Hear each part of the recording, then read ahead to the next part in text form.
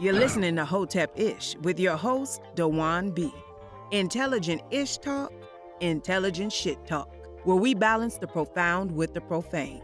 Political satire, celebrity and expert guests, information and entertainment, conversation and solutions. Leave your feelings at the door.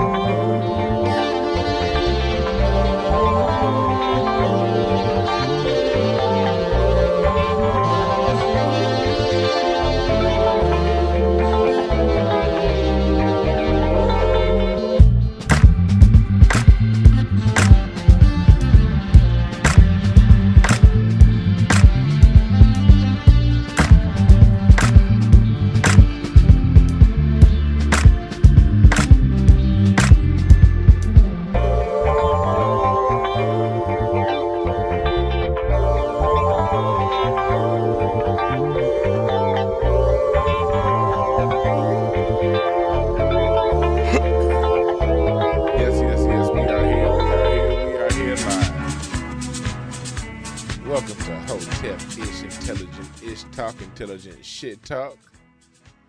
Excuse me as I clear the last of the smoke out of my lungs. There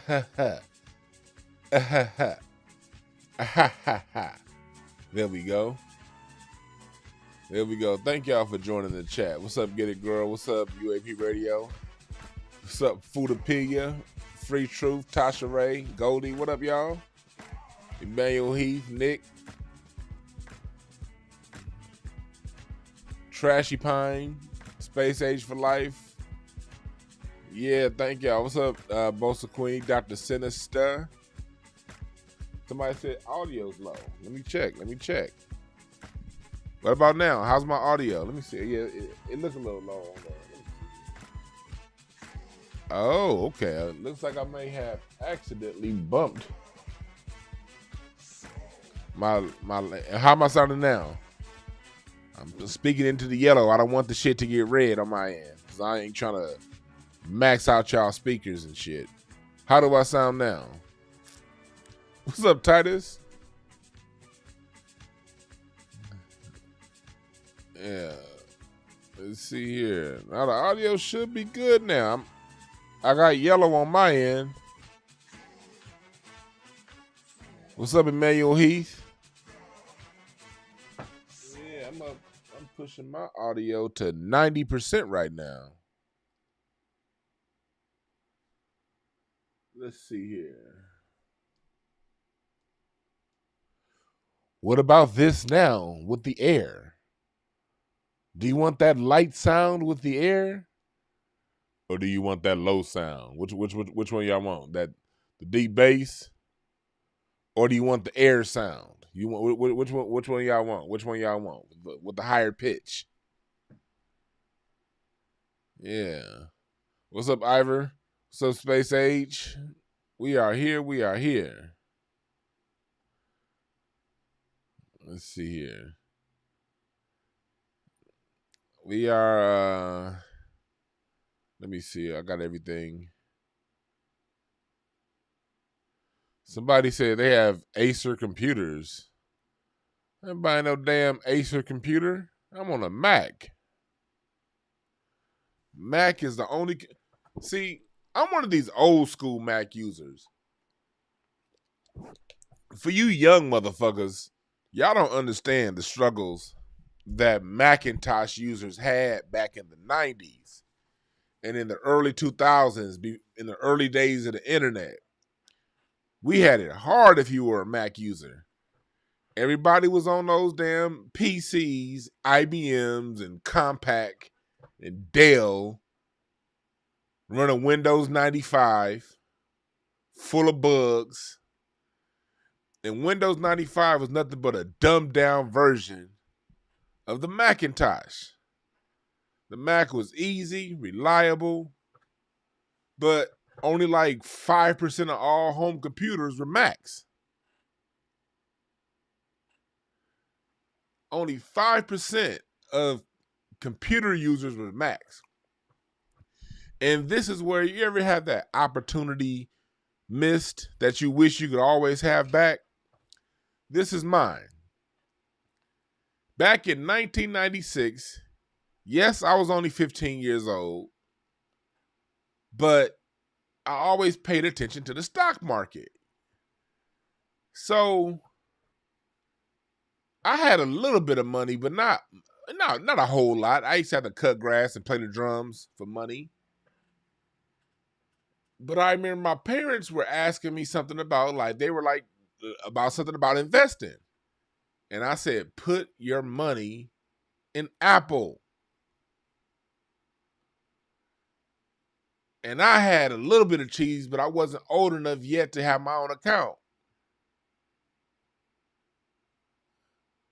Apple was at $6.96 per share at the time.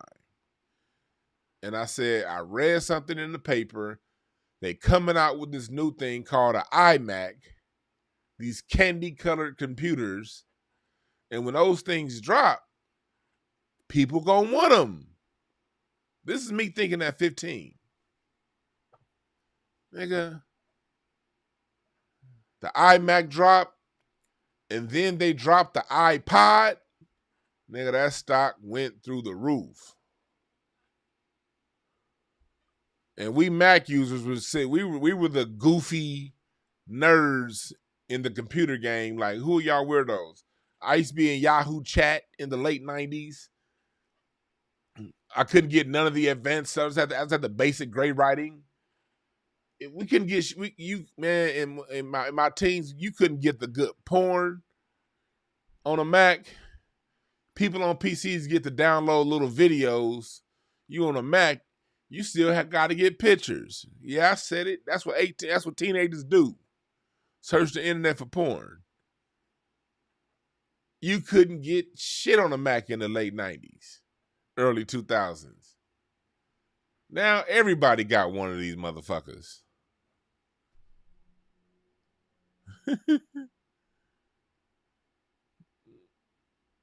Man.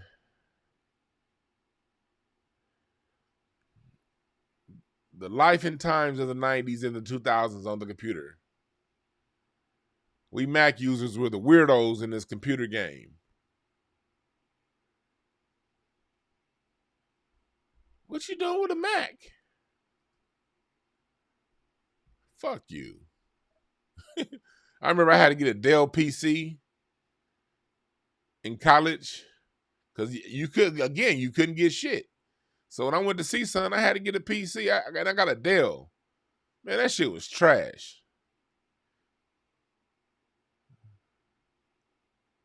lasted only 3 years. You get a Mac will last you a Mac will last you until they stop giving updates for it. That's about 10 years. My last Mac before I got this one last year, I had it for about 10 years. Never really slowed down. Y'all say y'all remember Yahoo Chat back in the day? Hell yeah, I was on Yahoo Chat back in the day. When I was 16, 17, shit. I had a couple different names. One of my names was Shut Your Ass Up Before I Clown You. I had another name I made like on Yahoo Chat like back in like 97, These Nuts. I had a few names. But hell yeah, when I was in high school, early college, I was in them chat rooms clowning like a motherfucker.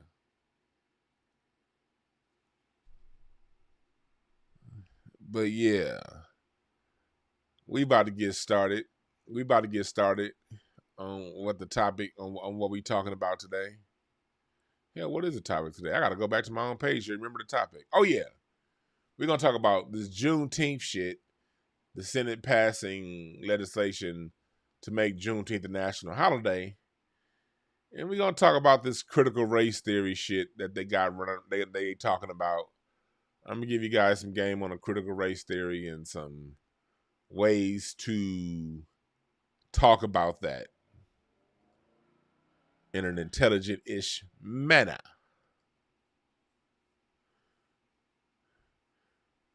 Gateway computers. Hi, Mark. Hell no, I hated them gateways. See, the Yahoo Chat, they may have been racist. I was never in all the other rooms when I was in Yahoo Chat. I was in African-American teens, room 11 at first.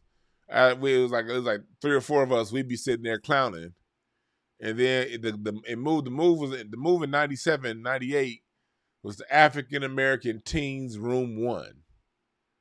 That's where it went down in the old Yahoo Chat days. You had to be in the African-American teens room. And you would get white boys coming in, spamming. But that whole room, we was about clowning. So when they would come in there and spam, we clown the shit out of them. They be gone within 5-10 minutes. Hell yeah. I didn't go to them white rooms. I didn't go to them no, African-American teens room 1. That's where you can find me in the late 90s. That's where you can find me during the early Shaq and Kobe years. Watching Laker games, Shaq and Kobe on the computer because the computer was right next to the TV at my parents' house.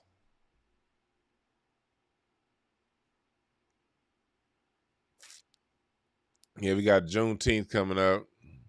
No, Michael Mayweather, I'm not going to watch Charlo on Saturday. I don't know if y'all saw it. Deontay Wilder, shouts out to Deontay Wilder. He had his first press conference with the Fury fight the other day, yesterday, and he didn't say anything to the national media. He didn't tell them motherfuckers shit.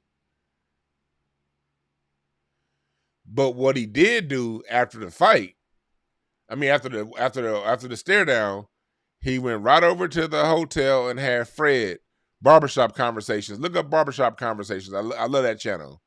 He did an hour and a half long interview with the black media. Wilder did an hour and a half long interview with the black media after telling ESPN and everyone else to kiss his ass. But when Wilder had his interview last week, 2 weeks ago with Ray Flores of PBC, Jermell Charlo was all up in the chat room talking about it's not about race. I'm like, okay, Charlo, you one of them coon niggas that, okay, you made it, so now it's no longer about race. But I remember a couple years ago when you couldn't fight in a gym and they wouldn't allow you to spar in the gym, you was making it about race.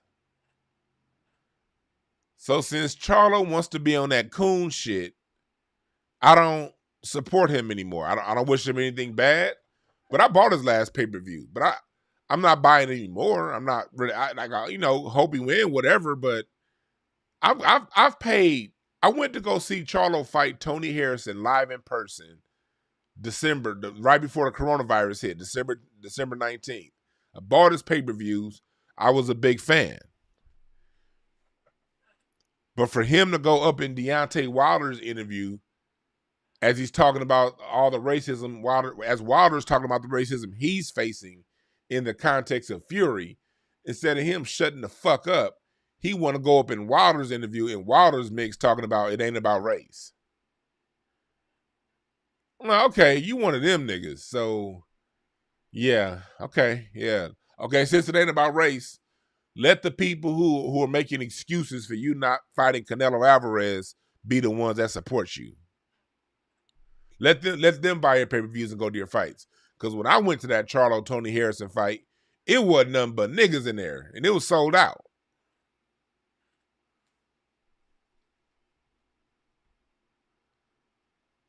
Yeah, so yeah, I'm with you, Ivor. Charlo's dead to me as far as the boxer goes. He's like, okay, yeah, whatever. Oh, you won? Okay, cool.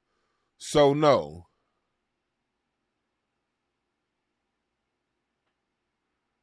So no. When it comes to Saturday, it's a lot. The Cambosos versus Teofimo fight got pushed back to August 24th. So Saturday, California back opened up, baby.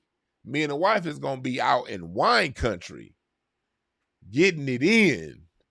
Y'all follow me on Instagram. Y'all gonna see some dope pictures from California Central Coast wine country. That's where I'm gonna be on Saturday. Going to all my favorite wineries, picking up shipments. And one of my wineries I'm a member of is having a wine release party on Saturday. They're releasing a new line, a new wine. So I think they have a new Pinot that they're putting together out of an oak barrel on a different side of the hill. Because, when it comes to wine, the wine grown at the bottom of the hill is different than the vines on the side of the hill facing the ocean, which is different than the vines on the side of the hill away from the ocean. So all that plays a part in wine and the taste of wine. So yeah, Saturday, me and the wife got some wine tasting to do.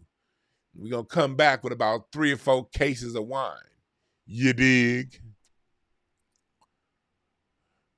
My wife turned me into a wine snob, and I'm glad she did.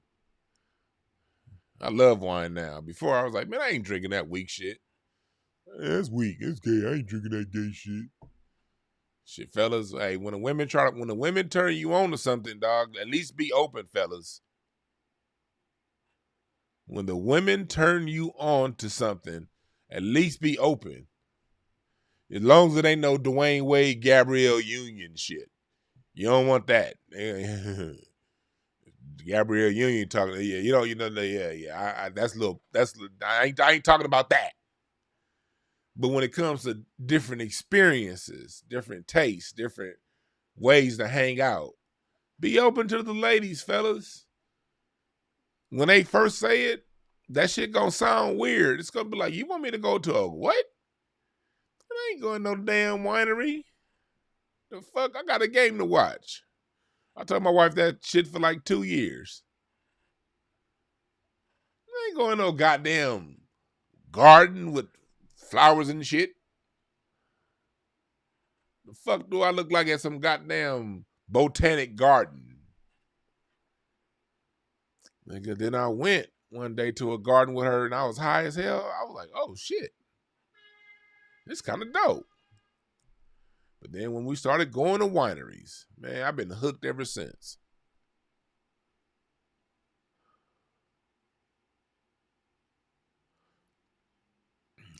Tasha, you putting out...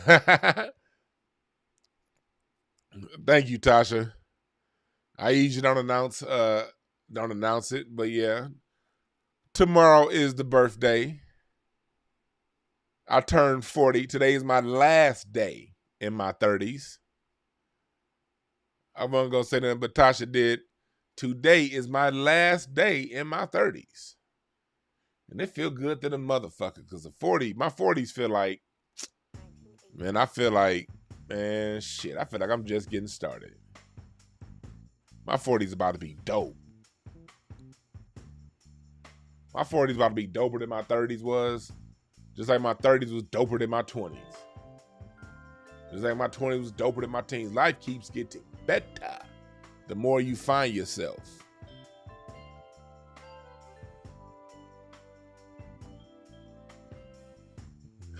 Omar said, Texas, nature is dope, but Texas is too hot to be outside. Nigga, I get it. That's why I live in LA. Yeah, the racial makeup of LA is changing, and I don't like it. But the weather ain't, and I love the weather. Yeah, tomorrow I hit 40 years old.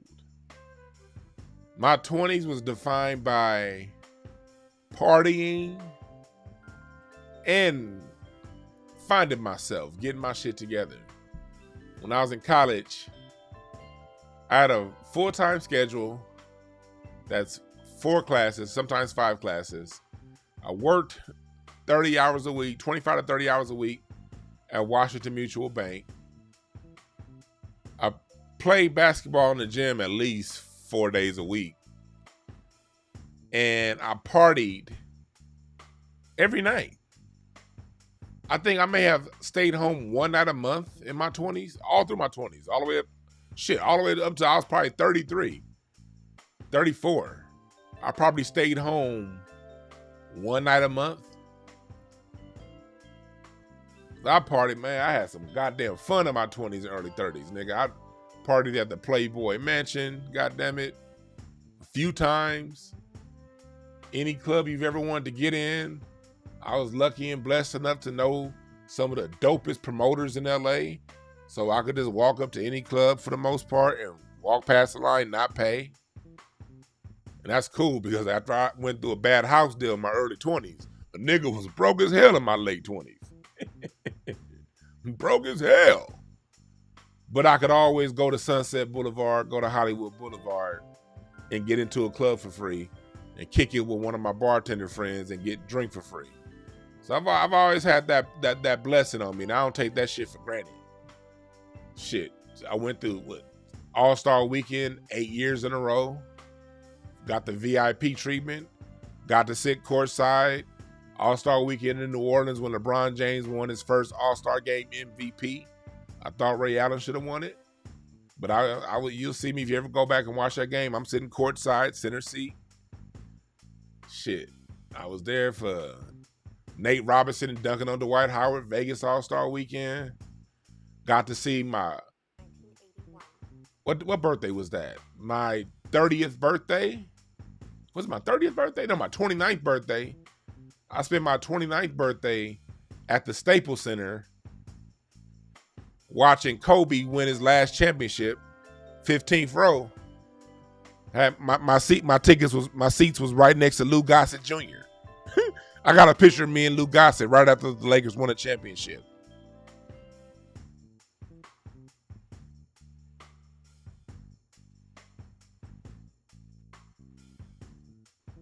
I appreciate the Cash App, Kevin, for the birthday love. I appreciate that. Hell yeah, I got to spend my 20s. I appreciate that, Legion of Knicks. I got to see my Lakers win a championship against the sorry ass Celtics for my 29th birthday. Nigga, you know how dope that was? Shit. Spent my 20s, got to see LeBron James play in Cleveland for the first time after he left and went to the Heat. Nigga, I was on the 10th row watching that. Nigga, my shit been fun. So as I look back on my 39 years, nigga, I have had fun. I'm married to the chick I had a crush on when I was 14. We didn't get together till I got in my late 20s. But I had a crush on my wife back when we was 14. I was just too goddamn shy to let her know. Y'all know how it was back then, fellas. All you niggas wasn't Max. I remember how it was when you was 7th grade, just goddamn scared to talk to the chick with the big booty that you liked? That was me and my wife back in 1993, Overright Middle School. That was a girl with the big booty I was scared to talk to.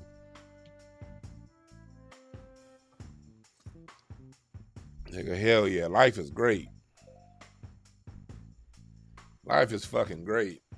Oh, and this is the 1 year anniversary of Hotepish coming online. And me really pushing this shit on YouTube. I had 35 subscribers this time last year. I would do the show at a radio station, but I would upload some episodes to YouTube, but I wasn't consistent before then. June 15th last year is when I decided to become serious about going on YouTube. And I always say if I ever get to the point to where I can do the show and actually have a chat room, I'm gonna do the show at least 3 or 4 days a week. Because back then I literally only had 35 subscribers. So when I would go live and I would see 2 people up in this chat room, that shit would be like, fuck. These niggas ain't listening. God damn, I should quit. I really thought about quitting. Nigga, it was 35 subs. But cats kept subscribing. And now y'all here. So I appreciate y'all like a motherfucker. It's been 1 year since I've been here on YouTube. Going hard. From 35 subs to like almost 9,100 subs in 1 year. I appreciate that.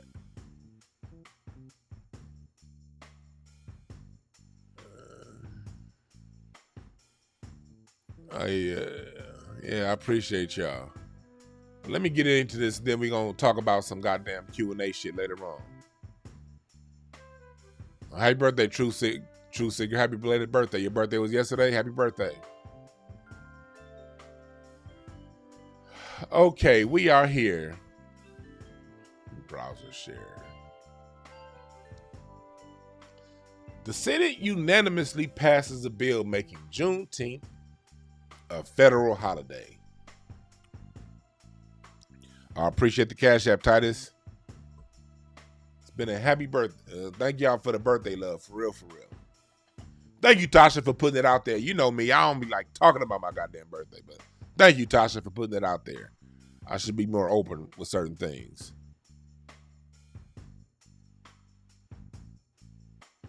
Yeah, Red Lifted. I got my first chance on 5150 last July. That was a big moment in my life because I got so much goddamn love for Corey Holcomb and 5150. I value 5150 more than anything on TV. Earlier last year, I had did Fox Soul. Y'all, those of you who have seen that interview on Fox Soul, it's still on this page. Y'all saw me light these motherfuckers up. So they brought me back and sabotaged my second appearance, but I still lit their ass up. Getting on 5150 to me was a bigger thing than doing anything I did on Fox. I don't give a shit about the mainstream. The mainstream won't understand me. I'm too free thinking. I need the niggas. That's why I was like, I just need to find my way to the niggas. The people on the streets. The people who got regular everyday problems. The people who dealing with shit but don't quite know what they seeing. That's who I need to find. And 5150 found that. Corey Holcomb found that a long time ago. And I've been really close with Freeze Love for about 5 years now. Me and Freeze have been super close. Like, I mean, Freeze somebody that at least every 3 months, you know, and no more than a couple months go by without us having like a good 4-hour long phone conversation or us smoking together and really breaking down life. So to get the opportunity on 5150, that shit meant the world to me. Because Corey is real people. Corey's following is real people. I value the 5150 Nation. I value them motherfuckers, for real, for real. And I valued them long before I even got on the show. Corey told me like 3 years ago, he was going in front of the Improv, I'm gonna get you to come down one of these days. I didn't bother him. I didn't harass him because I know that man moves the way he want to move. And that when a man moves the way he want to move, That rubs a lot of other men the wrong way. That rubs beta males the wrong way. But I understood Corey. I know Corey meant it when he said it. I didn't pressure him. I didn't say, man, you said you was going to put me on the show. What happened? I didn't do none of that bitch ass shit. And I waited my turn. Nigga, 2 years later, I got the call. I was ready.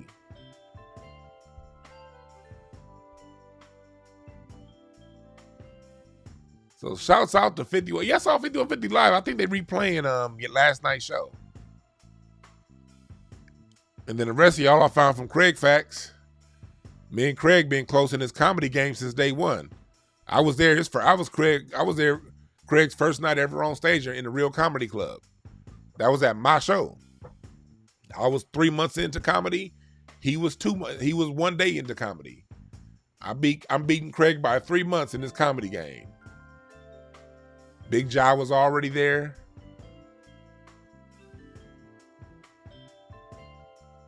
Back in those days, Tony Baker was a little ahead of us, but he would still come around, do the show. He wouldn't do the pre-show what we were doing. He would do the veteran show. Tahir Moore was there. Stephen J, the comedian. Teddy Ray. Slink Johnson. Daphne Springs. London Brown. We were all there starting at the same time around 2010 in this comedy game. Bright-eyed, bushy-tailed. Didn't know where this was going. 10 years later, these niggas is dominating the internet.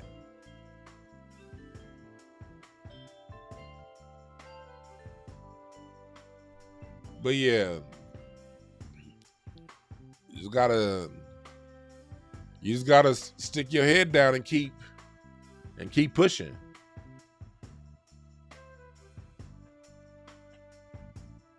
Let me see. But let me get into it. Goddamn, I've been running my mouth. We 32 minutes in. I ain't even got to the news yet.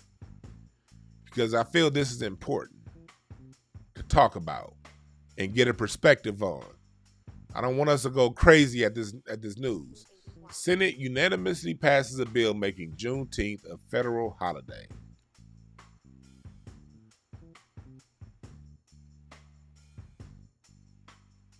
What this means, it says the legislation has gained momentum since the massive Black Lives Matter protest sparked by the killing of George Floyd last year. Let's always remember this. Don't let them put last year solely on George Floyd. They try to make George Floyd a martyr. The man is a victim. He didn't choose to go out that way. He didn't say, okay, I'm going to wake up. He didn't wake up that morning saying, I'm going to die for the rights of black people. He woke up that day minding his own goddamn business and was murdered. But what they do when they make George Floyd a martyr and a hero, it's a continuation of what they've been doing as far as choosing our leaders, choosing who black people look at to lead them. They're not going to say Dr. Claude Anderson's a leader. They'll never say that. They'll never talk about Micah Johnson being a martyr. Because if you're going to talk about martyrs, you got to talk about Micah Johnson. That brother down there in Dallas, who woompty wamp the boomty bamps. Y'all get what I'm saying. I ain't trying to get flagged. But just look up Micah Johnson for yourself. He woompty wamp the boomty bamps. He wrote a letter. He quoted Neely Fuller's VGQ, the extreme measures. He was a former military. Micah Johnson's a martyr.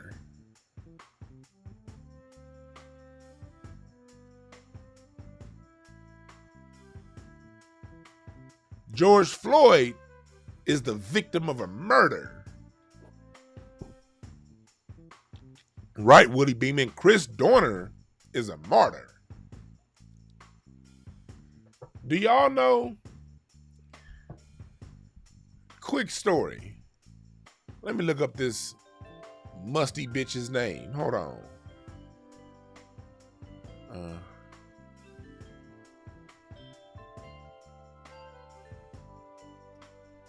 What's her name? there was someone that that Chris Dorner had in his manifesto. Oh yeah, her name is Officer. Here we go. Officer Tingarides.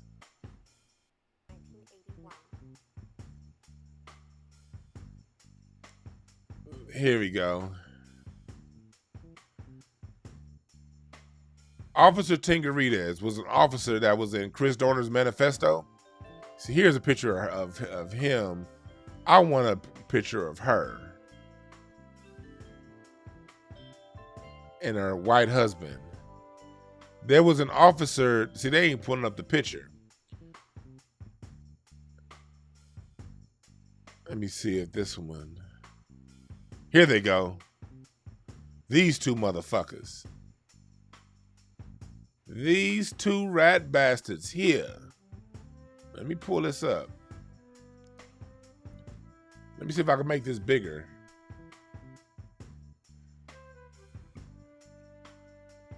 These two motherfuckers. At my last job, these are two people that Christopher Dorner targeted for, and he was talking about how they were covering shit up and doing a whole bunch of bullshit. Do you know at my job that I used to be at, they came and spoke one time, and they were talking. This was around the time of Eric Garner, when Eric Garner got choked out by the New York Police Department. I worked in the mental health facility in an institution, and so the LAPD came out to sort of do a wellness check on us in the mental health field because we'd have to work in conjunction with these bastards a lot.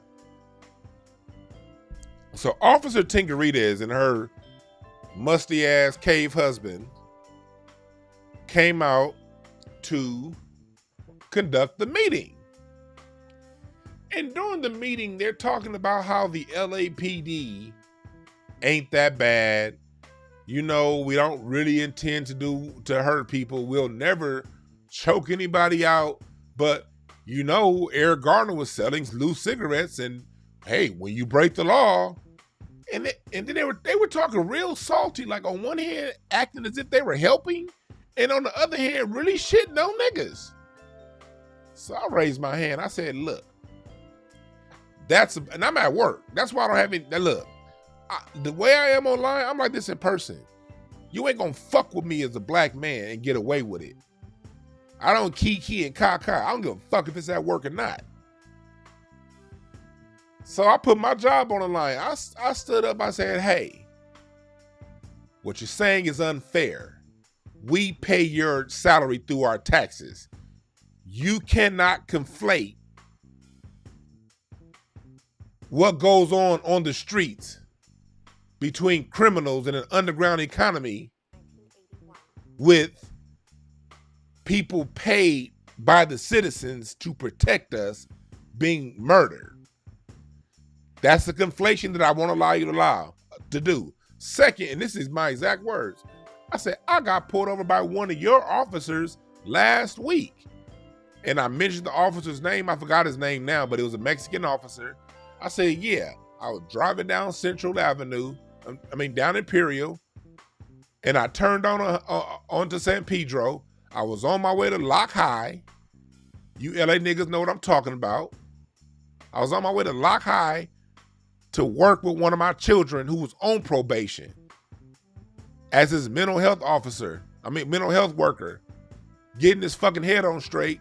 I got pulled over by one of your officers for no reason. They sat me out there in the middle of July, hot as hell. Put me on my hood when I had my worker badge on me.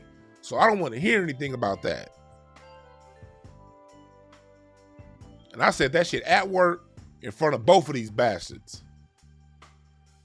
Damn job security. Y'all ain't fucking with me and my people like that in front of all these Mexicans and white people to make us look like we the ones that deserve to get killed. Fuck you.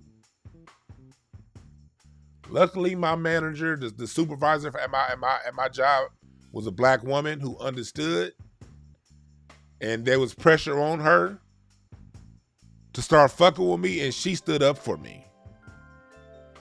See, black people, when you stand up for yourself, there's always somebody around willing to stand up for you. And if it ain't, you shouldn't have been in that environment anyway. That means God got something else for your ass that's better. We weren't put here to be anybody's pin cushions. We weren't put here to be anybody's footstools. We weren't put here to be anybody's second-class citizens. We built this bitch. Stand up and be proud. Because when you stand up and when you proud, that's when the universe got your back. The universe don't fuck with cowards. The universe fucks with the strong. The universe fucks with strength, dignity, pride, good pride. Not this LGBTQ shit they putting up. I don't know what the fuck that is. But self-pride, self-love, self-acceptance, and balls, nigga. You got to have balls, brass balls. If you don't, the universe ain't fucking with you.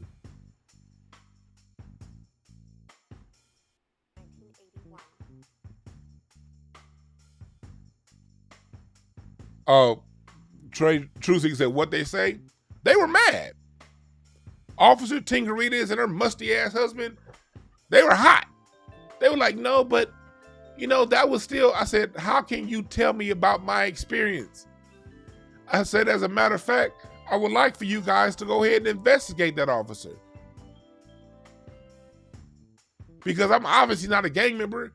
Then I went further and said, I know someone who works in the LAPD. I'll never tell you his name because I don't want y'all fucking with him. But he told me within 6 months, the officers on the street know the difference between the thugs and the regular people. Within 6 months of active duty, you know the difference between the niggas on the street banging and the regular ones that's trying to get by. This officer looked like he'd been around for at least 10 years. So he knew I wasn't one of them motherfuckers. And I would like for y'all to investigate. Man, they got to yipping and heeing and hawing. And then I looked over my manager and she was kind of like, at first she would put her thumbs up, then she was like, okay, Dwan, okay, you said enough. And I felt, and I did, I said enough. As black folks, we don't need to be getting all emotional and loud when we talk about this. I talked about this shit in the same tone I'm talking about it right now. Very calm, but clear. Concise, precise, and to the point. And get out. See, niggas get an audience, then start repeating the same line 3 and 4 times. And then be like, and another thing. And another thing. And then that's when people be like, all right, we got it. All right, nigga. But yeah, I got in and got out. And then they had the meeting was almost over because this was question and answer time. So they talked for like another 15 minutes. But they was nervous as hell when they was talking. And they tread lightly.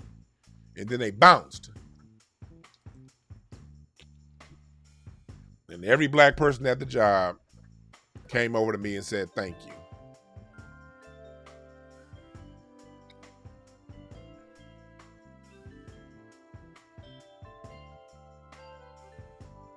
But yeah, back to Juneteenth.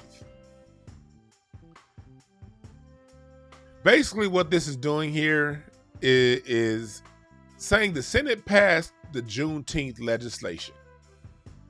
This does not mean that it's law. You're going to have a lot of people running around saying, oh, no, we're going to have Juneteenth as a holiday. No, we don't.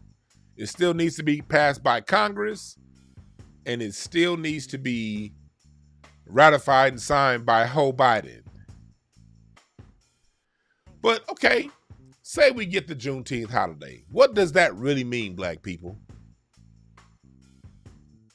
First of all, Juneteenth is something that we need to be celebrating on. We don't need them to approve of any of our holidays. We got to always remember that.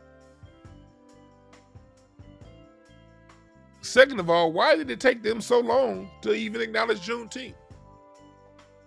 I'm going to give you my conjecture. I don't know this for sure, but this is what I think.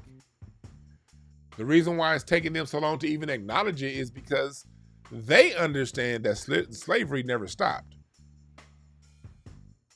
It just changed form.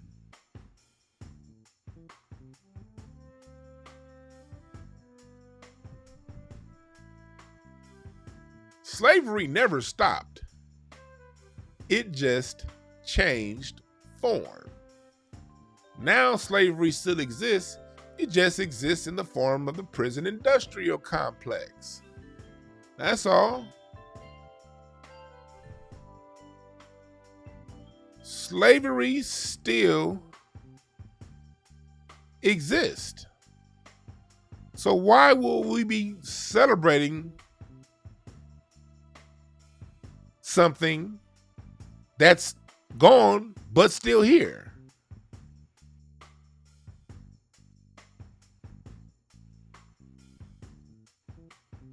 See, black people, we're the ones that the majority of us in prison ain't even the ones, ain't in prison for a violent crime. They're one, not in prison for a violent crime. Two, they're usually like drug crimes. And when there are violent crimes, the majority of people in prison for that violent stuff got in prison through injunction laws. You were standing next to that nigga, so you must be guilty. Ass laws. Shit like the felony murder rule. Lakeith Smith sentenced to 65 years in prison after the police shot and killed his friend. Go and look up that case. Because it's not just Lakeith Smith. There are thousands of black men in jail who the police killed, but the felony murder rule says if you were involved in an act of crime or some shit like that, I'm paraphrasing, go look it up your goddamn self if you want exact wording for all you weirdos that be, where's your source? I'm telling you what it is, felony murder rule. Go look it up, nigga. But the felony murder rule basically says, hey, the police had to kill someone because in the commission of a crime, you were the one that you were part of that crime with that person. So since the police had to kill him, you get the prison sentence. Guess who the main people going to jail for that? Nigga, we still in slavery, man. It ain't no goddamn difference. Let me tell you something. Let me give you some historical context. Let me give you some historical context. And I've said this before on the show. Rikers Island. Rikers Island. Why does Rikers Island exist? Rikers Island exists because, nigga, that's where they captured free black people and sold them off into slavery.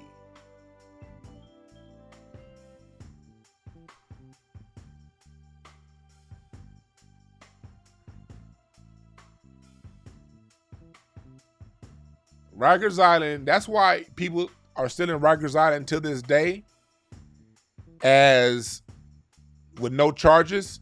Because look up, Rikers Island is a place where basically you go and you don't have to have charges to be housed in Rikers Island. Sometimes for years at a time.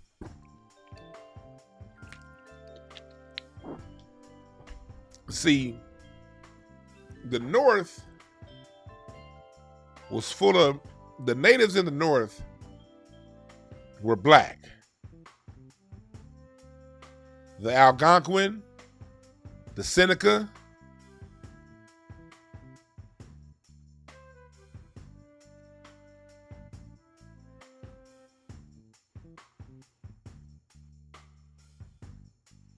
the Chinook. These were dark-skinned people. Flavor Flav was a Chinook. His family descends from the Chinook Indians. He said that on a recent interview. Well, during that time, you had free blacks that were living alongside of enslaved black people. You had black people on horses with guns on their hips, riding by, looking at the niggas on the plantation. Because black people were already here. They make you call them slaves because it's going to dehumanize them, take their humanity away. They weren't slaves. They were exactly what Neely Fuller says. They were prisoners of war. When the Europeans came to the Americas, they started the war on the indigenous people. If you look up the 1828 definition of what an American is, it says American, the copper-colored people found by Europeans upon their arrival. That was the definition of an American. That after 1828, that definition was assumed by white people. People classified as white. That's why I don't get in all that, man, you shouldn't use the word black because we really ain't black. It's a social construct, fool. They really ain't white. They're pink. They look like pig nuts. They're not white. It's a social construct that decides who gets the resources and who don't. And anyone classified as non-white, you can call yourself Moor, non-white. You can call yourself a Hebrew Israelite, non-white. You can call yourself a brown person, non-white. If you're classified as non-white, the system disenfranchises you from benefits and economics and land and opportunity.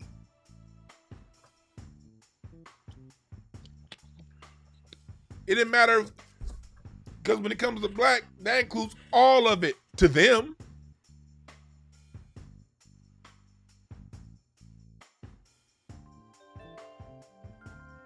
Mark said, where did I find that definition? Look up Webster's Dictionary, the year 1828. Matter of fact, here, let me do it for you. Let me go back to my browser share. Let me go back. Okay. American, 1828. Let's look up.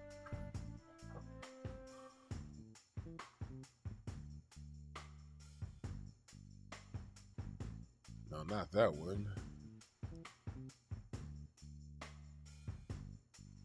Here we go. American. Adjective pertaining to America. Noun.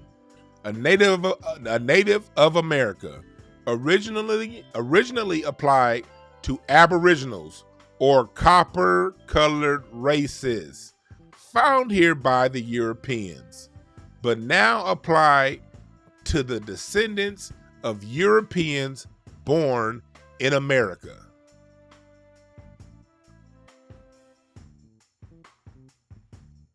Boom, nigga. That's why I still call myself an American. Because I am. Power is in naming things. When you name it, you own it. So when black folks run around allowing white folks to tell you what you are, you're giving them the power. Am I really black? No, I'm not really black. Black is the classification that was put on my people, and white is the classification put on their people. So since black was the means in which my rights were taken away, black is going to be the means that we're going to get our rights back. Because black is just a social construct, but it's a very important social construct in order to minimize confusion.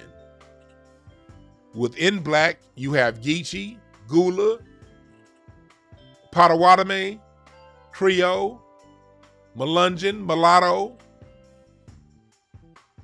Hebrew Israelite, Moorish, Nation of Islam, Christian,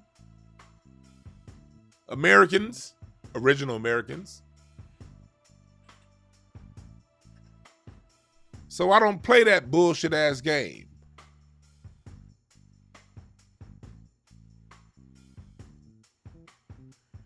We are the true Americans.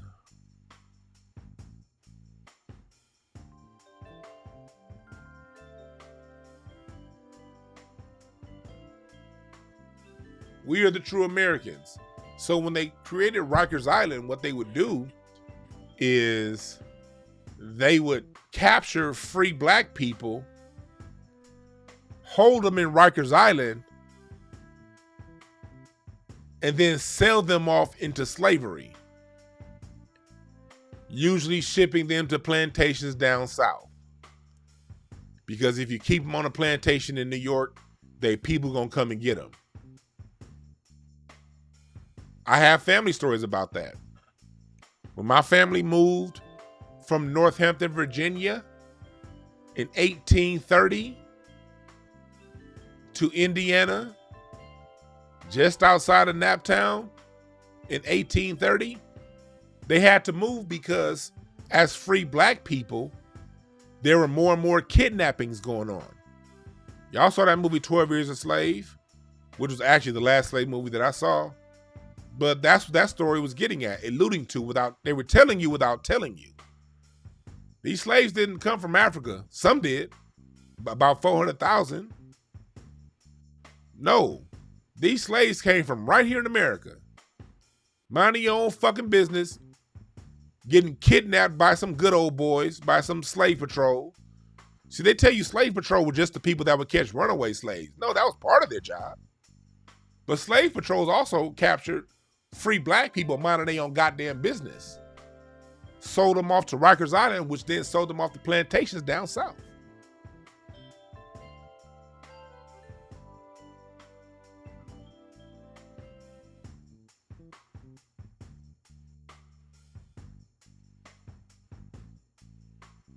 So the same dynamic existed back then.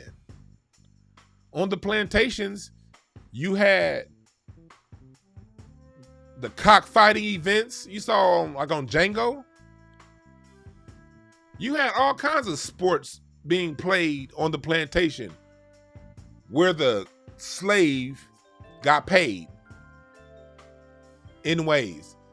There's documentation of black folks in slavery that had enough to buy their own freedom but didn't do it because they didn't see themselves as slaves. See, they make it seem like slavery was just a monolithic thing that every black person came from Africa and we were all enslaved. So when my family moved from Northampton, Virginia in 1830 and moved to Indiana, they bought 900 acres of land within Amish territory. Why did my 8 times great granddaddy buy land in Amish territory? Because the Amish didn't fuck around with that slavery shit. So they bought it within that territory. Mind you, at the same time, white people are getting 140 acres of free land through the Homestead Act and additional 100 acres for every child that they had. They're getting free land through the Homestead Act. My family had to pay for it. They bought it within Amish territory because a major industry in Indiana at the time were Hoosiers and white boys running around capturing stray black people and selling them off into slavery.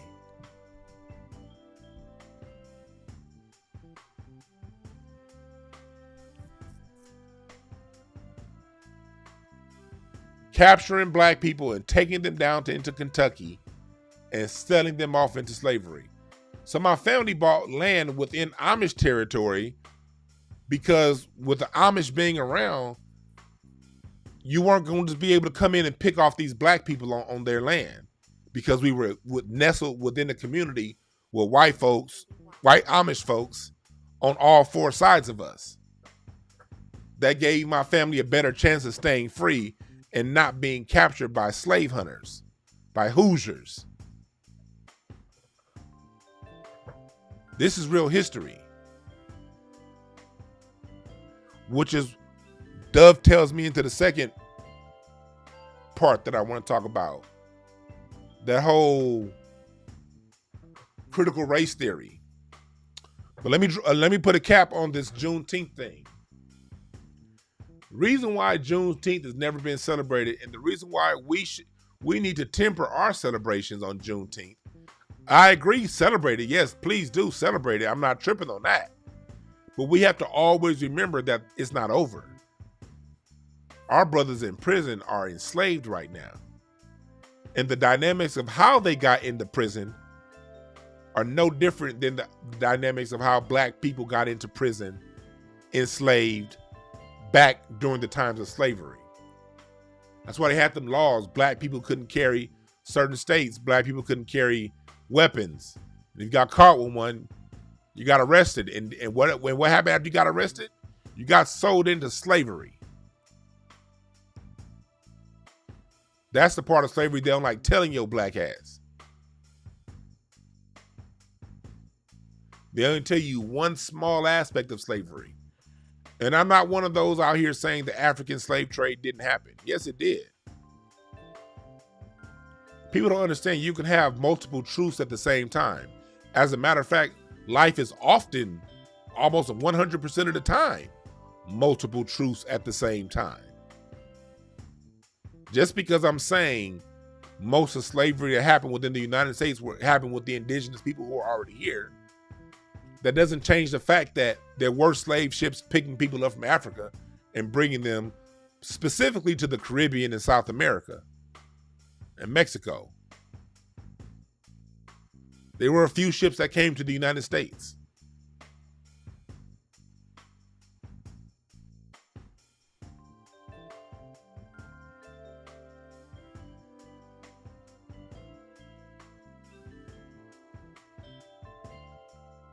We got to remember that. We got to remember that. The same dynamics that existed during slavery exist now. You had free black people, you had enslaved black people. The free black people's rights were constantly being infringed upon. Just like now. No different. It's only different in name. So we got to remember that with our brothers locked up behind the walls. We cannot forget them. Yes, some of them committed crimes and do deserve to be there. But there are a lot that didn't. And there are a lot that are in there way longer than they should be. Do you know the United States has the longest prison sentences of any country on earth? The United States has the highest prison population of any country on earth. A quarter of the world's prison population is imprisoned here in the United States. Do you know that there are less people in prison in China? China has over 1 billion people. The United States has about 330 million people. The United States is about 30% of the population of China. But there are more people in prison in the state of Texas and Louisiana than there is the whole country of China. Is that not a crime against humanity? How is it that one country can hold a quarter of the world's prison population? And you don't want to tell me slavery still exists? Don't still exist? When Whole Foods gets all of their dairy products from a prison farm in the state of Alabama, all of that fancy cheese and shit that they charge $100 goddamn dollars for you to buy is curated in a prison farm in the state of Alabama. Look it up. Levi's makes jeans in Nevada prison system. Shelby, you know, for the Shelby parts on Ford, the Shelby edition, all those Shelby parts are made in Nevada State Prison. Shelby transmissions, Shelby engines, Shelby body parts. So while people are paying, they're getting a Mustang, but then paying 3 times the amount of a Mustang to get the Shelby edition, Shelby got all of his parts and labor out of prison. And you want to tell me slavery don't still exist? California, Kamala Harris bitch ass kept prisoners past their prison sentence to fight wildfires because the state of California saves over $200 billion annually having prisoners fight fires instead of citizens. See, if me or you sign up to be a firefighter and we're free, they're going to have to pay us $75,000 a year to be a forest fighter, a full-time fighter. So why pay me and you $75,000 a year, a decent living wage, to protect the state when they could pay a prisoner 50 cents an hour? And you want to tell me slavery don't still exist? We got to get to what's real. I don't deal in idealism. I deal in what the fuck is going on.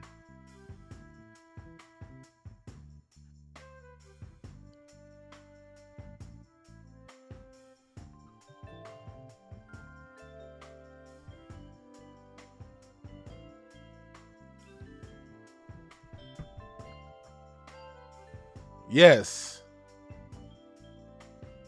we are still dealing with slavery. So I celebrate the end of slavery, but I celebrate it within context of the environment that I'm still in.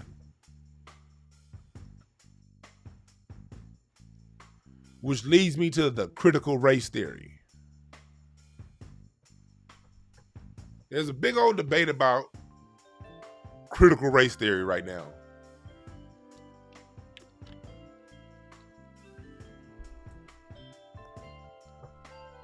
Republicans are trying to get it kicked out.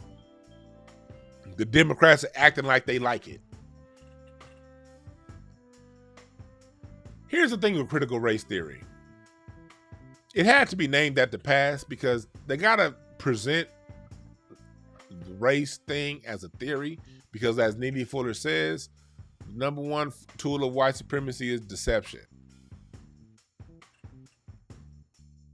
One of their main forms of deception is acting as if white supremacy doesn't exist. They have to act as if white supremacy doesn't exist. So, one, they present it as a theory. You guys know, and I've taught this plenty of times as a communication major, arguments are won and lost in the framing of the argument. The perception you have as a listener of an argument is created in the framing of it. Where do you frame it? Where do you highlight? What do you put forward? What do you put front? Because the framing of it is going to alter your perception of it. Think of it like a big old picture. Think of it like this Hotepish banner I have here on the screen right here. You guys see the whole picture. But what if I cropped this picture and I only had the letters H and O in the frame? It would give a different picture of what I'm talking about, wouldn't it? You'd be like, what's this hoe? Hoe? This nigga talking about hoes or something? you'll see an H and an O and be like, what the fuck is this? And then someone else who sees the whole picture will be like, no, it's Hotepish. It's my boy Dwan. It says right there, he's hosting it. The person with the framing of the H and the O is gonna be like, what the fuck are you talking about? I don't see nowhere where it says hosted by Dwan B. What are you talking about? I'm looking at the picture.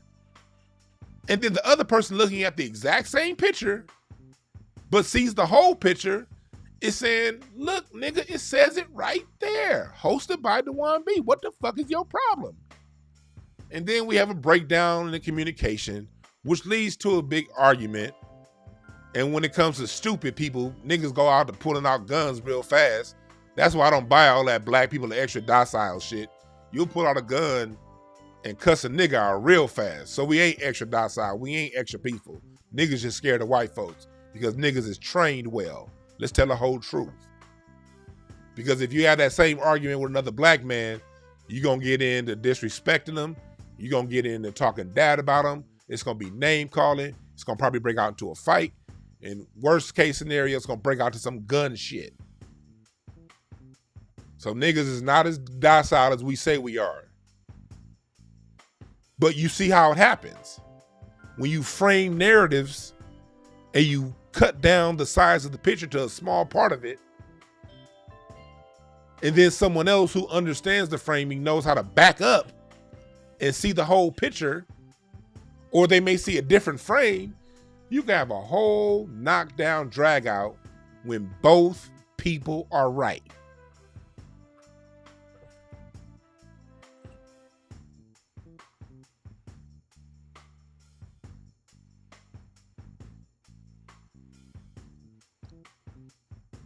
Let me say that again. You'll have a whole knockdown, drag out argument when you boil it down and see it for what it is, both sides are exactly right. The person who's framing sees just the H and O, he's 100% right.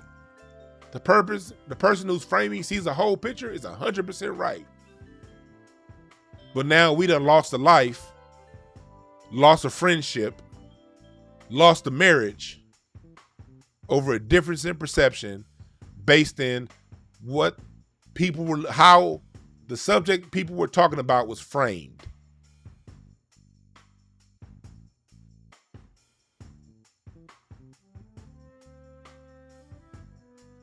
That's why on the basketball side of the game, they can say this player is greater than that player, even though this player keeps waxing the shit out of the player face to face that they keep saying the other guy is better than.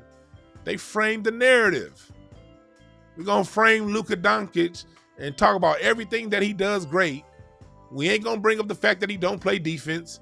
We ain't going to bring up the fact that he stat pads and he doesn't get the rest of his team involved in the way and get where they want the balls to be released. We only going to talk about what he does good. And then we're going to ignore Trae Young, who does the exact same thing better. And now all these niggas is arguing about, no, man, this person's better than that person. That person better than that person. When really they both got a lot of game, just done a little differently. And there's probably not separation at all between their talents. But because the media picks and chooses how the people perceive the athletes, all they got to do is frame it a certain way. And the people who are gullible, the people who don't see through the bullshit, are going to fall right in line with how they frame it. So that circles back around to critical race theory. When you call it critical race theory, you've already framed it in a manner to where you're saying it doesn't exist. But let's examine what these people are talking about. Let's go ahead and talk about it since people keep talking about race. We're going to examine it. Still doesn't exist, but we're going to just talk about it. That's what you do when you frame the talk about race as a theory. In the minds of the sheeple, you've already dismissed the evidence that maintain that it's true. Because if they were being honest, they would call it critical race law.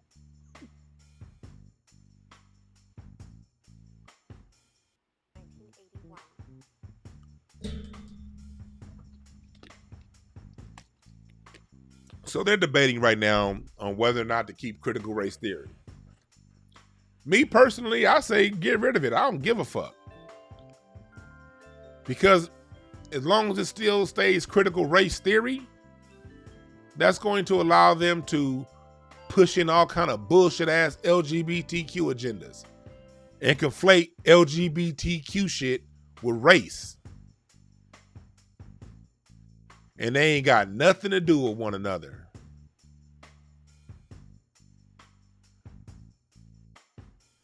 They ain't got nothing to do with one another. But they'll still push that narrative as long as you keep things a race, quote unquote, theory. Well, what about transsexual theory and discrimination? Well, what about queer discrimination? What about left-handed midgets that identify as bisexual theory?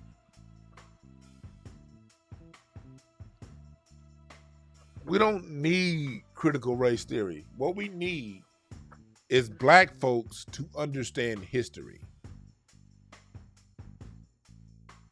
Flat out.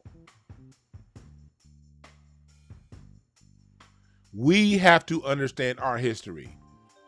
Brother Tariq Nasheed put out a whole Hidden Color series. If you don't know your history, start there. Watch it with your children.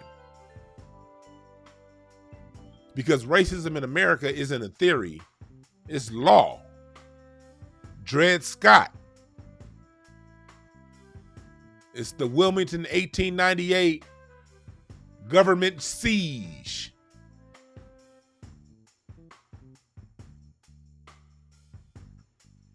It's Barack Obama in 2013, 2014, not giving black-owned banks a penny in tax shelter for the new business development program. Go and look it up. There was a program that gave new black businesses, it was for new business. It gave tax credits and loans to small business development. Asian-owned banks got in on it. Arab-owned banks got in on it. You know the white-owned banks owned it. The Mexican-owned banks, not one black bank got a dime of that $4 billion set aside for new business development. Not one.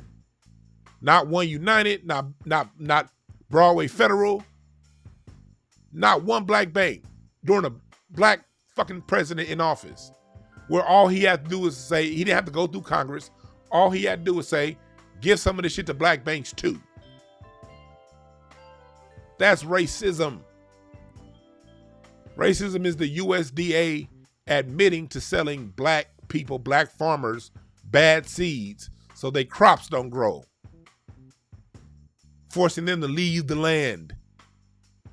Over 100 million acres, square miles of black land lost over the last century, according to the USDA, because they sold, in part because the government sold black farmers bad seeds based on the color of their skin.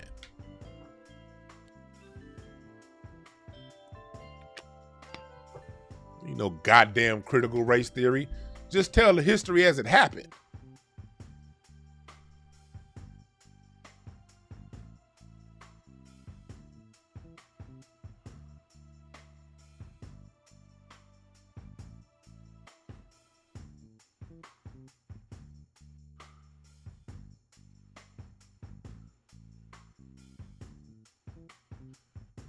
Fuck all this. They want to give us a damn Juneteenth federal holiday And black folks, we need to be in the mindset from here on out. Everything they give us short of cash reparations is a and. Oh, you want to give us Juneteenth off? Okay. And oh, you want to go ahead and give black people, nominate more black people than ever for the Oscars and the Grammys this year.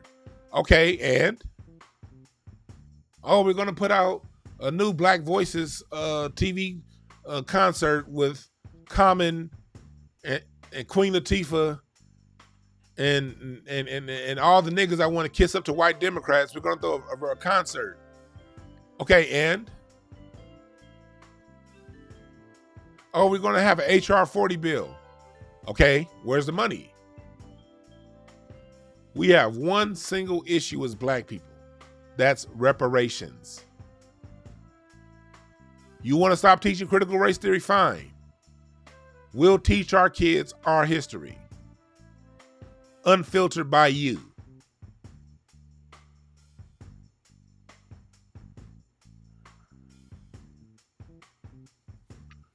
It's better off that way anyway. Because when they teach our history, they always got the bullshit in the mix. And I ain't got time for their bullshit.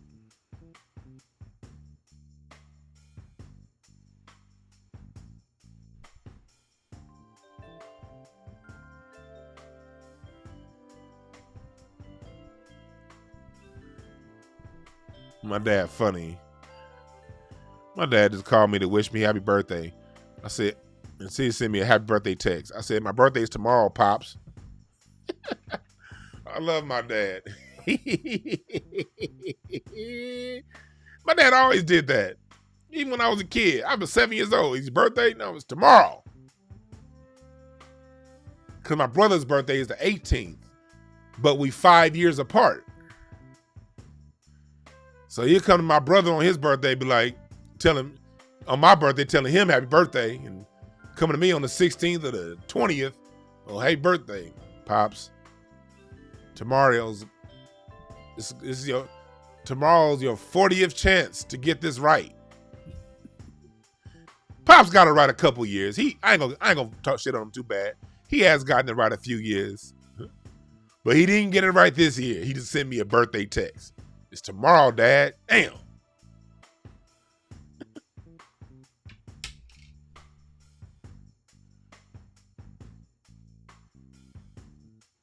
I love my dad and my mom.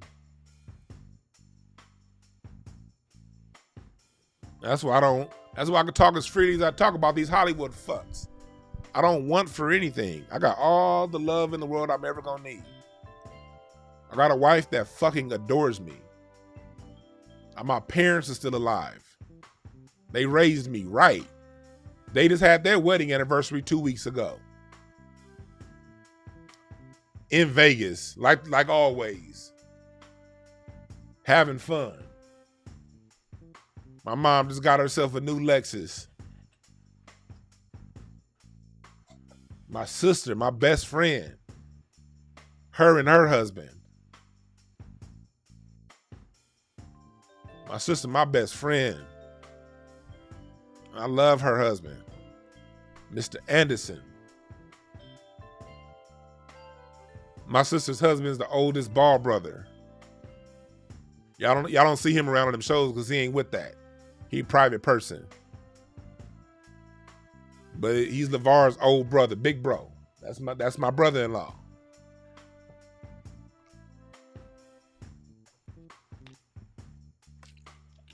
I got my brother. His birthday, June 18th. I love that nigga. I got everything I need. I got all the love and validation in the world within my family. So you think I give a fuck about going at any of these internet people because they got 1 million subscribers or some Hollywood fucks? Fuck them. I'll make my money. Because I lived a beautiful childhood, beautiful family, raised in the Crenshaw district. Yeah, it was shootings and all that shit, but it was also a lot of love in the Crenshaw district. being raised. I was raised on 58th and Broadway at my grandmama's house. That's Slauson and Broadway for those in the middle of LA during the 80s when all the shooting was going on. When LA had the highest murder rate in the country, we were on 58th Street playing freeze tag until 1 in the morning when I was 7. I've been raised in a beautiful, black, loving environment. The hood is conditions that were placed upon us. It's not who we are. Used to run up and down the block on 58th Street. My grandfather be cussing me out. Get your fat ass off my lawn, you little fat boy. Poppy still alive, just turned 97 a couple months ago. Uncle Fred down the street. Uncle Fred had Uncle Doug. Uncle Doug had a wife and 2 girlfriends. We run up and down the street. Doug would be sitting on the porch. Two of his women on the porch with him. The other one in the house cooking. My dad and my uncles over there playing dominoes. That's my childhood memories. Them niggas listening to Stevie Wonder on the porch while we running up and down 58th Street playing baseball. My cousin Stanley in Compton, going over there every 4th of July to pop fireworks.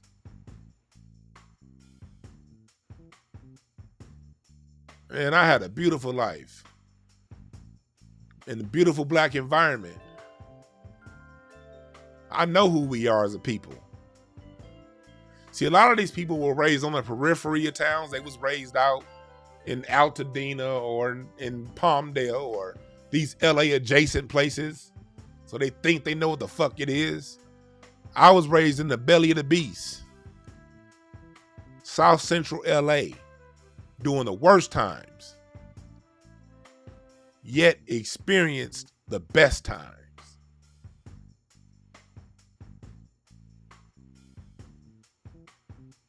Yeah, I saw people get shot 200 feet from me. Yes, I've been involved in drive-bys. People doing a drive-by on our house because they were trying to shoot the nigga next door, but them motherfuckers couldn't shoot. So we hearing bullets hit our goddamn wall, hit our house. Me and my brother waking up the next morning to pick up shell casings. Yeah, all that shit existed too. Yeah, that was there, yada, yada, yada. But so are my loving neighbors, Miss Mabel, my Aunt Mabel around the corner, Miss Dorothy next door, Miss Alice, Clifford. A loving environment, loving people, good people. That's who I care about. I don't give a fuck about no goddamn blue check. I don't give a fuck about fame and notoriety like that. The only reason I would ever want notoriety is it will be to do what Deontay Wilder's doing right now. Use it to speak up even more for my people.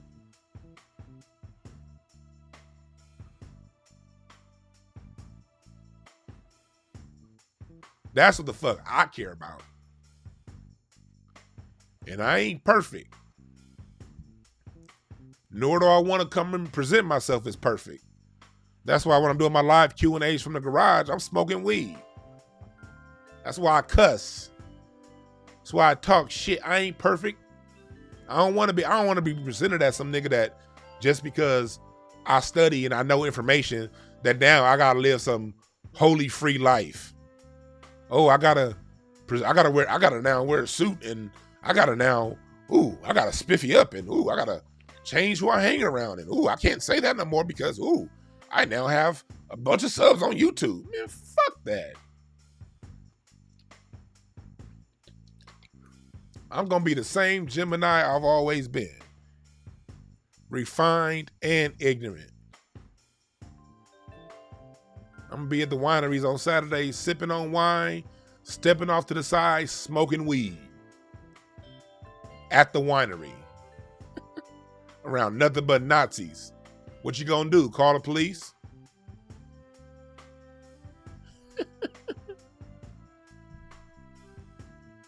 I know who we are as a people at our best. I moved to View Park with my parents when I was 17, and I got to see a black neighborhood that had money. Nobody stealing, nobody hating, just relaxed. Parents still got a house with a view overlooking the city. Yes, it's white folks infringing in on our territory, but it's still black and it's still love.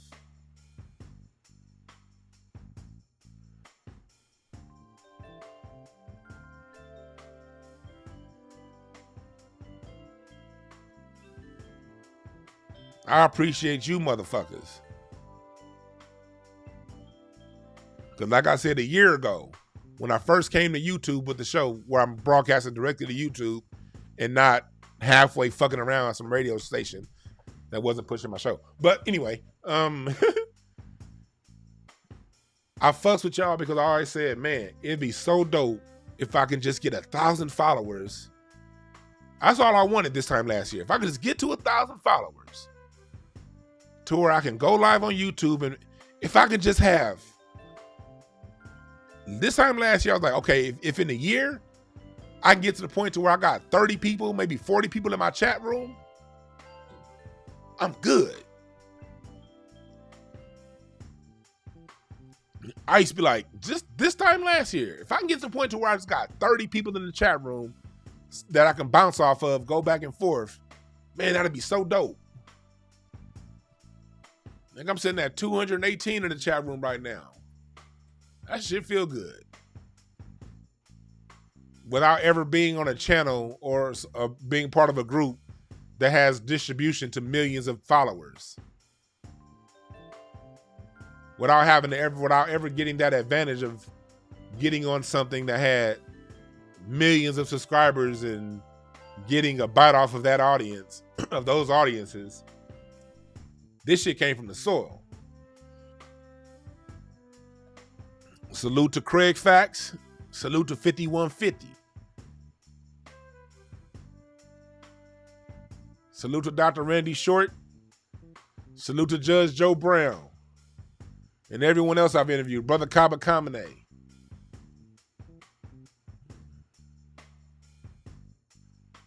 Blues guitar great Bobby Rush. And all the people who've helped me along the way.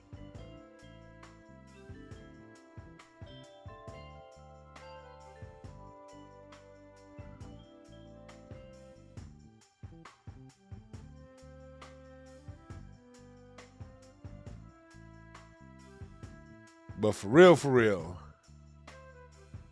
we got to teach our own history. We don't need them corrupting this shit up with some critical race theory.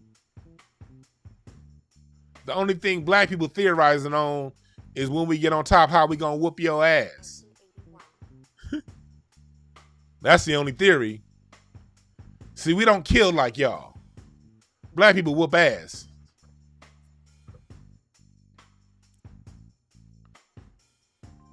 I appreciate that, Damani, Marvin Cook, Eastwood. Star, I appreciate that. Yeah. We got to teach our shit. Because they're going to fuck it up and corrupt it anyway. Here's another thing, black folks. Why do we want people who don't talk about their own goddamn history talking about ours?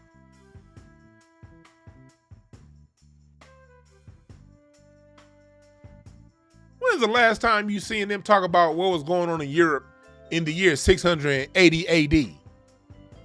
They got the records. When was the last time they talked to you about what was going on in Europe? Hell, in 1820. 1530, 1150, 400 BC, 2000 BC. They don't talk to you about their own shit, and they lived it. Yet you expect them to tell you the truth about what they did to you. Fuck critical race theory. Does it do some good things? Yeah, it gives people some context. It gives people some information. But it ain't nothing I'm willing to defend. I'd rather spend that money helping put in my little bit to help teach y'all history. And hopefully y'all listen to what I say and listen to the books I tell you to read and the videos I tell you to watch or ask you to watch. I don't tell y'all shit. I ask y'all to do this stuff. Hopefully y'all take it and y'all spread it to your kids, your nieces, your nephews, your cousins, your brothers, your sisters, your friends. Black folks can spread gossip like wildfire. I remember what Dick Gregory said. Dick Gregory used to be like, black folks got a network when we need it. If somebody came out right now and said Dick Gregory fucked a monkey, every black person would know within 20 minutes. Or something like that. Salute to the ancestor Dick Gregory. But Dick Gregory was right. If it's some gossip, everybody black know within 20 minutes of that gossip.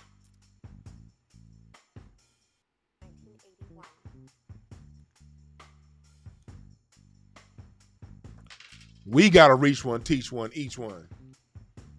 I had a listener call in. It was my last show. Ira, I think it was Ira that called in and told me about a bill Obama passed that I didn't know passed. I didn't sit here as a radio host and be like, I knew that already. I just didn't say anything. Fuck that ego shit. I thank the brother for putting me up on some new game because I don't know it all. I love when you motherfuckers pass me information. We got to be our own network.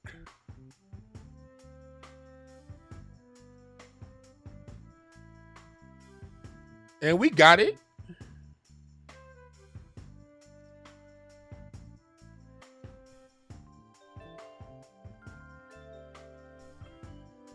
We got the network when we need it.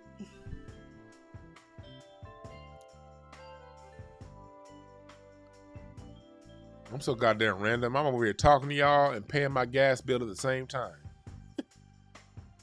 Like y'all had an issue with my auto debit. What's the password? I don't even remember my goddamn password. See, that's that Gemini shit. I gotta do like 15,000 things at once.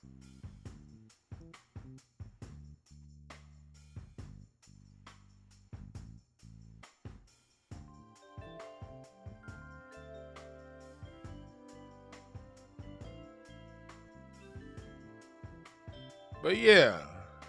All right, little thing. Okay. Let me get back to what I'm talking about. Let me talk about y'all in the chat room. I don't know anything about T-Mobile giving out free 5G phones. I ain't fucked with T-Mobile since I turned in my Sidekick 2. T-Mobile got the worst goddamn coverage. My last time with I had a Sidekick 3. I got a Sidekick 3. But that was the last time I fucked with T-Mobile, when I had my Sidekick 3. What else y'all talking about here in the chat room? Thank you, Miss Noberto.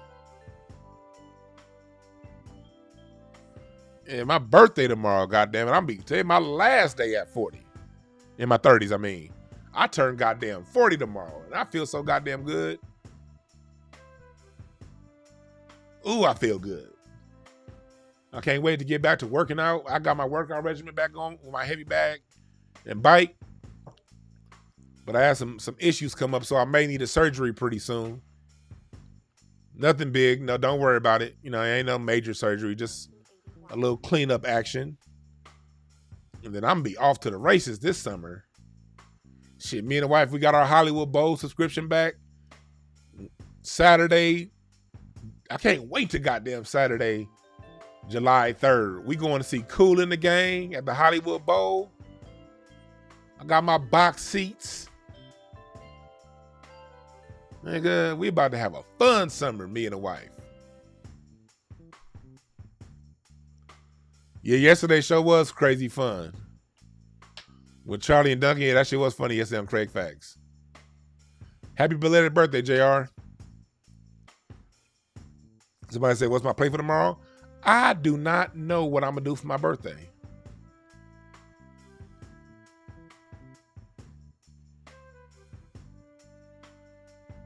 My wife keep asking, what you want to do? I don't know, shit. I might go and do Craig Facts, I might not. Them niggas don't know it's my birthday, and you niggas better not tell them either.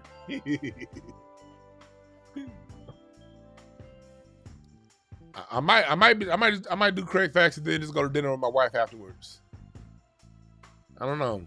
I'm just looking forward to Saturday. California's finally got goddamn back open, and me and the wife are gonna finally get back to wine country. I'm so goddamn happy. I might run the risk of getting the ticket. Drop the top.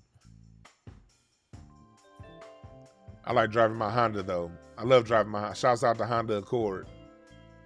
You get to be a nigga without the police looking at your ass and suspecting you as shit. I think I'm gonna get a new Honda in a couple weeks. I got 111,000 miles on my car. 4 years old. Had it 3.5 years. Got 111,000 miles on my car.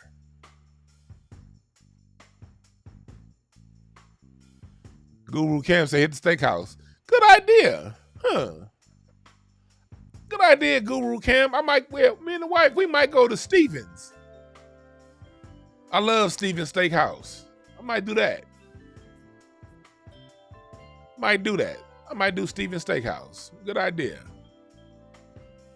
I'm looking forward to goddamn Saturday hitting up these wineries, eating wine and cheese and shit, and then dip off into the back to smoke some marijuana and shit.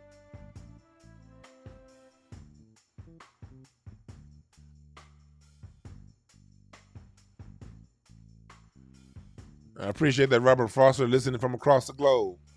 What kind of bike do I have? I got a big wheel. I got one of those big ass bikes with 4-inch thick tires. A big ass beach cruiser with 4-inch thick tires. 7-speed. Saddle Ranch, man, I ain't been to Saddle. Is Saddle Ranch even still open, Ivor? Nigga, Saddle Ranch, you trying to take it back to the 2000s? I ain't really fuck with Saddle Ranch since like, and it was kind of dead then. What, 2010, 2011? I stopped fucking with Saddle Ranch about then. Around then. Hell yeah, I drove the shit out my Honda. I done drove my Honda to Houston. Me and my wife love Mount Shasta.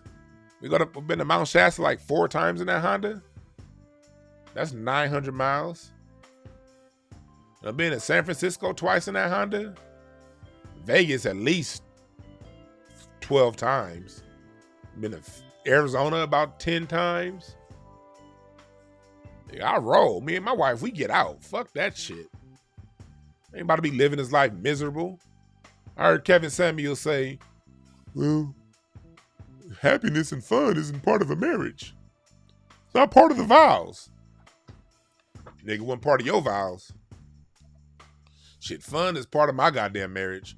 The fuck you doing marrying somebody you don't even like? That's stupid. Better get out and have fun. You better marry the one you have fun with.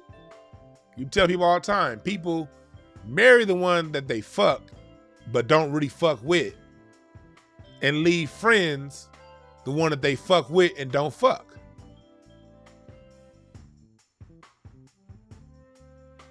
Let me say that again. There's a lot of you out there that have a male friend, if you're a woman, and you put them up in that friend zone, but y'all really get along well. And the same with the fellas. You got a woman that you know you have fun with every time you see her. Yet you commit to the chick that got the look, or you're compatible sexually, and you avoid the person that you spend the most time around with, having the most fun. Then you go off and get married, be miserable, end up like and I'm not shitting on Kevin Samuels, like I said, Kevin Samuels has a lot of dope things that he says. But when you don't incorporate fun in your marriage, well, easy to see why you're twice divorced. Don't nobody want to be around no stiff person that's always barking out orders all day. You better have some motherfucking fun.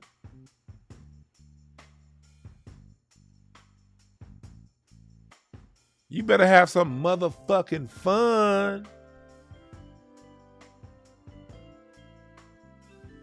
When you married, shit, me and the wife gonna be up on that Central Coast drinking wine, enjoying each other's company. We know how to. She don't smoke weed, but she don't trip on the fact that I do. She don't be like, well, you need to go ahead and sit that joint down. What are you doing? Why are you smoking weed? You shouldn't do this. No. She know the weed is something I enjoy, so she sit back when I go dip around the corner to go smoke some weed. We get along.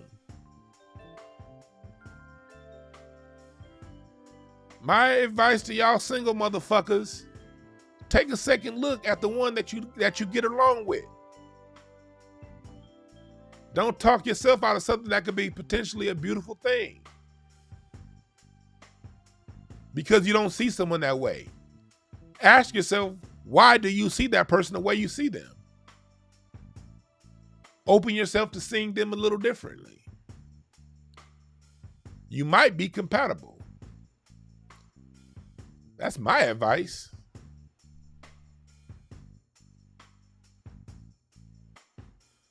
That's right, Star. When I saw Star and her husband at our show in Vegas, y'all look like y'all get along well. I'm like, that's so goddamn beautiful to see. They really fuck with each other. I love that, man. I love seeing that.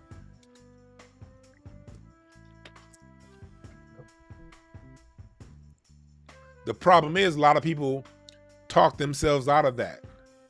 They talk themselves out of that joy because America doesn't portray that image of happiness in couples.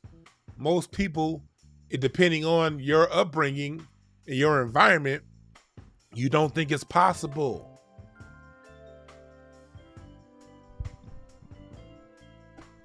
That's people's main problem. They don't think it's possible.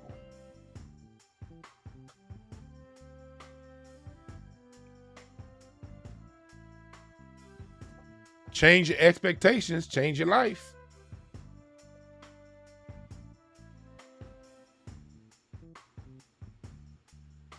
Change your expectations, change your life.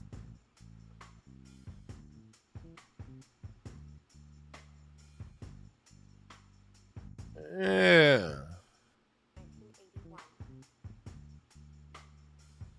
So yeah, that's basically what I want to talk about today, man. Critical race theory is bullshit. This whole Juneteenth thing, it's just them trying to pacify us. Okay, yeah, I'll take the day off work, but we need to stay on this reparations talk.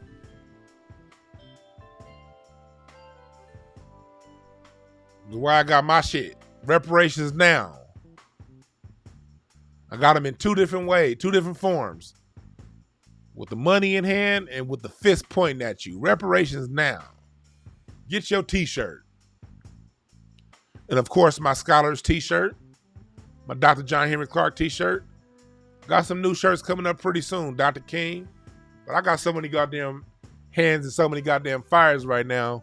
I ain't really had the time to really sit down and think about some other t-shirts. Well, I already thought about them. I got to design them. I got my drum sample packs that are available, live drums. Check out our interview yesterday with Mr. Kevin McCall on Craig Facts.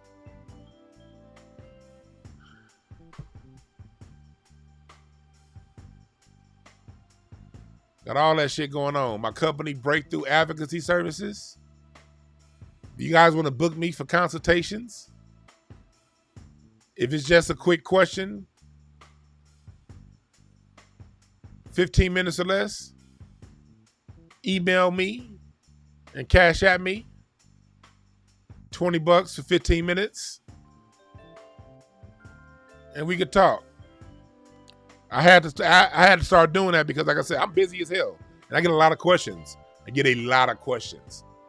I tell you I get a lot of questions in my inbox, between Instagram, my email, I get a lot of questions. People forget that I manage 5 apartment buildings. I run a business, run a podcast, couple podcasts. Very busy person. And I still have clients that I see. So for a long time, I wasn't answering anybody. Not because I'm ignoring you or I'm rude. It's because when I get off this thing, I don't have time to talk to you. I got a new Section 8 tenant moving in Friday. And it's a fuck ton of paperwork that needs to get done between now and then. So that's what I'm going to be doing, spending my next 2 hours doing. Takes a whole lot for me to break from what I'm doing. But when I'm cashed out some bread and you get a time, that makes me say, okay, I'll do it. And let me tell you this, $20 for 20 minutes, for 15 minutes of my time, is less than what I get paid. I'm taking a pay cut doing that because of my business at Breakthrough Advocacy Services. When I'm advocating for children when they're IEPs, I'm $175 an hour. When I'm doing family sessions, I'm $175 an hour. When I'm doing individual sessions, I'm $125 an hour. So me blocking out 15, 20 minutes for only $20 is cutting into my money. But I understand people have pressing issues that they need answered. And if you not get it, if you don't want to pay it, I get it too. Shit. I don't, yeah. It ain't that pressing. If it ain't that pressing to pay $20, I ain't tripping on that. But if it is that pressing, you could please respect my time. You dig?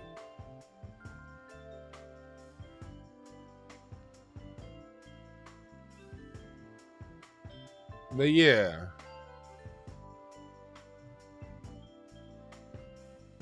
Let me see. Yeah, I appreciate y'all for joining. But yeah, I got some apartment management shit to do right now. A lot of fucking paperwork. So I'm gonna get that in. Remember this, folks. There are no perfect messengers. Only perfect messages for those willing to pick up the game. My name is Dwan B. I'm out.